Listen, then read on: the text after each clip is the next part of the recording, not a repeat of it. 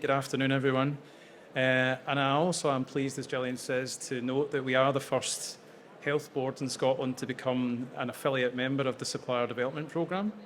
And what I'm aiming to do today is just give you an overview of NHS Greater Glasgow and Clyde and how we undertake procurement activity. So Gillian did read out some of these stats. So we are there's 14 territorial health boards in Scotland that cover a patient population that cover primary and secondary care services. There are a further kind of 7 special health boards, such as things like Scottish Ambulance Service, the State Hospital, Golden Jubilee National Hospital, National Services Scotland. But of the territorial of the boards, NHS Greater Glasgow and Clyde is the largest of the boards. As Gillian was saying, we serve a patient population of about 1.3 million people, and we cover the footprint of the 6 local authority areas that you see on the screen there. So that's Eastern Bartonshire, Western Bartonshire, Renfrewshire, East Renfrewshire, Glasgow City Council and Inverclyde Council areas. The board employs approximately 43,500 staff. We have 35 hospitals of different types, so that ranges from big acute hospitals like the Queen Elizabeth University Hospital, Glasgow Royal Infirmary, etc., down to small community hospitals. The board has a revenue budget of approximately 3.8 billion, and we have a capital budget, or we did last year, of approximately 100 million. We have a trade spend with third-party suppliers of approximately 764 million. That was certainly the case in the 21-22 financial year. Just working on the numbers for 22-23 just gone, I think it may have risen slightly. So big, the board has a big employer, a big budget, and we have a big chunky spend with suppliers that keeps me and my team busy. Talking about my team, this is just a little overview. Obviously, there's myself as head of procurement. I have a deputy head of procurement who started with us last week called Brian Roach. Brian is here today at our stand. Our teams are split up into we've got commercial teams who deal with implementation of national contracts. And it was mentioned before that our collaborative buying organisation and sectoral centre of expertise in health in Scotland is called National Procurement. So the teams implement the contracts that National Procurement tender on a national basis for all health boards. We also tender for local health board contracts. And we also have a team that undertake capital equipment purchase. That tends to be medical equipment and imaging equipment. The commercial team manager for medical is Chris Gannon, who's here today, and the commercial team manager for non-medical, Kelly Rogers, is also here today at our stand. Another part of our team is our kind of transactional purchase-to-pay team. It's really very important to the smooth running of what goes on in the health board. We raise over 380,000 purchase orders on an annual basis. We've got about 9,500 people that are users of our e-purchasing system, etc. And the person that manages that in my team is called Claire Allier, and Claire is here today at our stand as well. You can have a chat with her if you want. And the other part of the team is, and the boards do run sort of stores and logistics functions. So we perform sort of what we call ward top-up services to those acute hospitals that we have in the board. And that interacts very strongly with what National Procurement run, which is called the National Distribution, it used to be called National Distribution Centre because there was one warehouse. Post-pandemic, that's now the National Distribution Service because there are several warehouses that service the ongoing flow of goods that are used to top up hospital wards, emergency departments and theatres.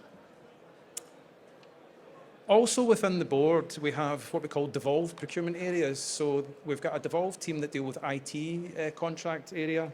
We've got another team that deal with, it's called property and capital planning, that do the big construction projects. Our pharmacy teams do a lot of the kind of ordering of secondary care drugs, etc. And we've got an operational estates team that do some of the minor works contracts, but do work very closely with ourselves as well. So that's just a little bit of an overview of how the procurement team and the devolved procurement areas within the board are made up. Now that's quite a busy slide that I've just put up, but it was just to give you a quick run through of in 21-22 financial year, I say we spent £764 million with third-party suppliers. Now, the health boards, and this applies to all the public sector, we talk about Category A, Category B and Category C contracts. Category A contracts are put in place across the public sector, so that could be on a UK basis by Crown Commercial Service, who I think might be here today, and also by Scottish Procurement, who sit within the Scottish Government. So that's pan-Scottish public sector and pan-UK public sector. And we do utilise a lot of those frameworks as a health board. We then have Category B contracts, which are health sector specifics. And as I said before, our organisation called National Procurement tender for those things. So these are goods, services that are common to all health board requirements. And then we have Category C, which is the local contracts that are specific to the health board. Although maybe 50% of our trade spend is covered by Category A and Category B contracts, there is that other 50%, which is local contracts that we tender ourselves as a health board.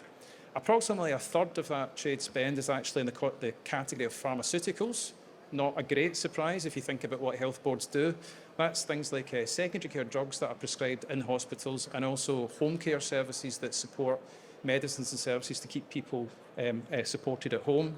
And then the other, I won't go through all the categories, but it's, again, not a great surprise, a big spend on what we call medical devices and clinical consumables, medical equipment.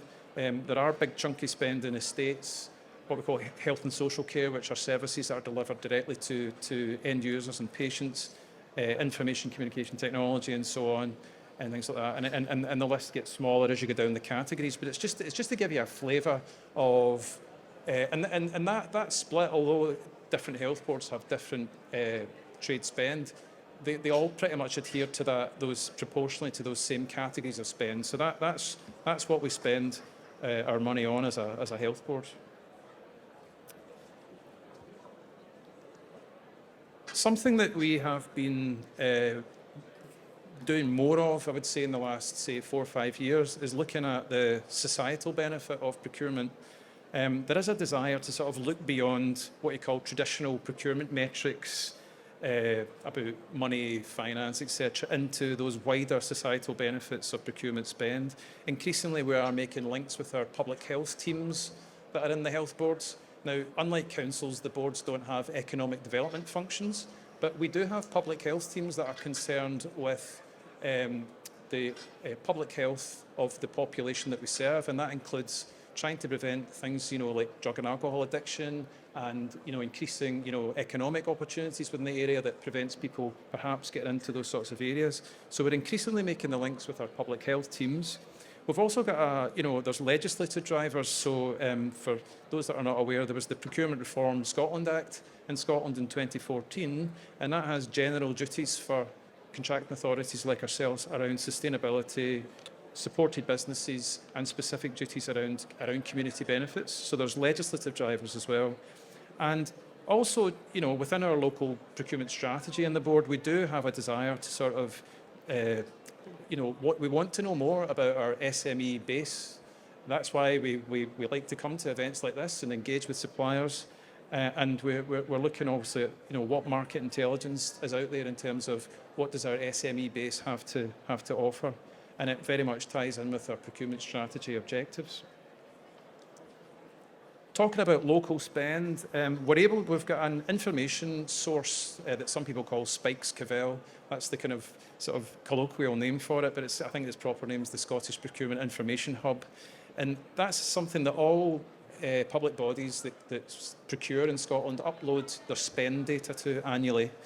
And that data is then overlaid, and it gives us some insights into different aspects of that spend. Now, one of the things that it can give us, it can tell us, based on the invoice address of the supplier, it can tell us where that supplier is based. And I know that sometimes has its flaws, that methodology, but that's all we've really got. So based on that, we know that in sort of both in 2021, we've calculated that about 11.9% of our spend was with suppliers that are in our health board footprint, those 6 local authorities that I spoke about before. And in 21-22, that figure was 12%. So you might think that's quite a low number, 12%, local businesses, local suppliers. However, I think, when you think back to the categories of spend that we expended, we're dealing with global pharmaceutical companies, global, medical and imaging companies. So not a lot of them, unfortunately, are based in, say, Paisley or Govan or something like that. They tend to be global players. So it's probably not a massive surprise that it's at that level, but it's something that we're obviously looking at and we are trying to see what we can do in that area by working with, the supplier development programme, where we're obviously looking to sort of try and highlight where we have tender opportunities coming up that may lend itself more to SMEs. That does kind of bring me on to my next slide here. I like to sort of have this slide put up and I talk about, competing tensions, because I think it's best to just sort of get this out there and deal with the elephant sort of in the room. I think on the one side of the kind of tug of war there, we have the NHS Scotland and national procurement strategy over the years has been to look at where we can aggregate spend that's common across all the health boards, centralise that, tender once for Scotland where it's a common requirement. So that does tend to sort of run slightly counter to the SME agenda. You have to say that, but that has been the direction of travel over the years for good reasons. It was about aggregating spend, lowering costs, for health boards in terms of budget constraints that we have. We also have a centralised hospital logistics. I mentioned it before. We've got a national distribution service, and what happens there is that they're holding, say, 4 to 6 weeks worth of stock for all of the health boards, and then the health boards are drawing down from that on a sort of just-in-time basis. Now, again, that does slightly drive you towards the big players and slightly counter to the SME agenda. And even, when we tender ourselves as NHS Greater Glasgow and Clyde, we're about 25% of in terms of budgets and spend within Scotland. Sometimes even our requirements are a very, very significant volume is required. And again, some SMEs and things may not be able to meet that volume requirement. So these are the things that are sort of on the left-hand side of that kind of tug-of-war and those competing tensions.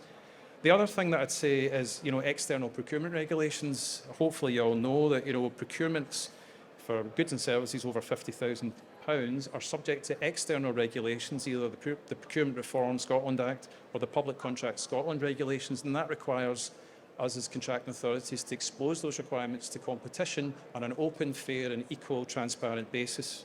So we cannot directly award contracts to local SMEs, unfortunately, because of the regulations. However, on the other side of the equation, we do have these government policy ambitions, and we're very, very keen to play our part in the community wealth building agenda, the anchor institutions agenda. And again, we are doing what we can do in terms of encouraging local SMEs to participate in contract opportunities that we have.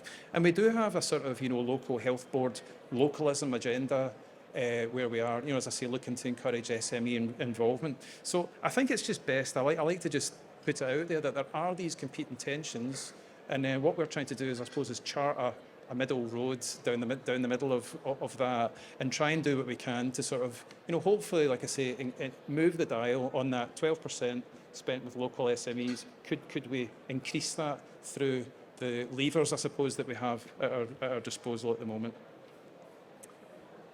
Last slide, you'll all be glad to know, it's just to re-emphasise, we have become the first health board to become an affiliate member of the Supplier Development Programme. We're working very closely with them. I'm pointing there to Gillian. And we are identifying where we have particularly local contract opportunities, and we're working with Supplier Development to publicise and promote them so that suppliers become more aware of them. We're directing suppliers to the fact that you can go and there's training opportunities to become more tender ready with the Supplier Development Programme. So the plan for 23-24 is, to continue to use that resource that we have, to continue to enhance the publicity around these contract opportunities and enhance the potential for SME involvement. And we'd like to do more. We'd like to do more Meet the Buyer events. I think last year we did the P4H conference with Procurex. We did virtual Meet the Buyer events, I think maybe 2 or 3 times, and we're here today. And that's we'll keep on doing that because we are keen to engage and listen and hear what you have to say. That was it.